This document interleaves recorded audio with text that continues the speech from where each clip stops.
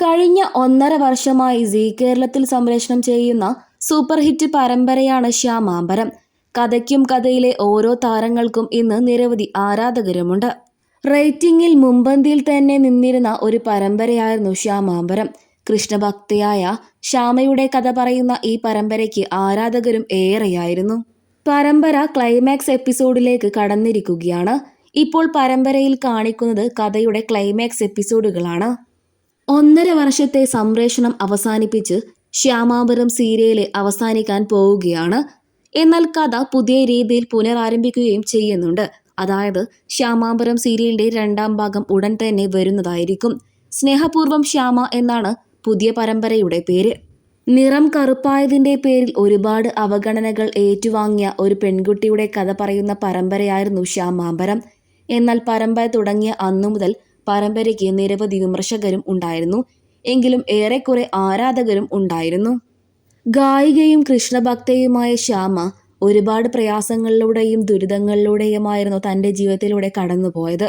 ശ്യാമയുടെ കഥ പറയുന്ന സീരിയലായിരുന്നു ശ്യാമാംബരം. കഥയിലെ നായകനായ അഖിൽ കൊല്ലപ്പെടുന്നതിന് പിന്നാലെയാണ് കഥയുടെ ഗതി തന്നെ മാറി മറഞ്ഞത്. പിന്നീടാണ് കഥ അവസാനിക്കാനും പോകുന്നത്.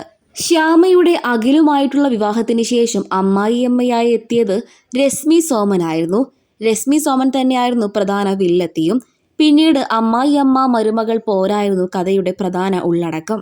ആദ്യ നാളുകളിൽ കറുപ്പിന്റെ നിറത്തിലായിരുന്നു ശ്യാമ എന്ന പെൺകുട്ടി അവഗണനകൾ ഏറ്റുവാങ്ങിയത്. പിന്നീട് സ്ത്രീധനത്തിന്റെയും മറ്റു കാര്യങ്ങളുടെയും പേരിലായിരുന്നു.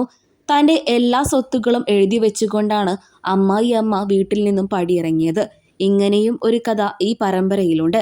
ഇപ്പോൾ എല്ലാത്തിനുമൊടുവിൽ ശ്യാമാംബരം എന്ന പരമ്പര 1.5 വർഷങ്ങൾ പൂർത്തിയാക്കി അവസാനിക്കാൻ പോവുകയാണ്. ശ്യാമാംബരം പരമ്പരയുടെ പെട്ടെന്നുണ്ടായ ക്ലൈമാക്സ് ആരാധകരെ വല്ലാതെ ദുഃഖത്തിലാക്കി. എങ്കിലും ഇപ്പോൾ ഈ ചാനലിന്റെ ഉടമസ്ഥർ പുറത്തുവിട്ടിരിക്കുന്ന വാർത്തയാണ് ആരാധകർക്കിടയിൽ ശ്രദ്ധ നേടിയത്.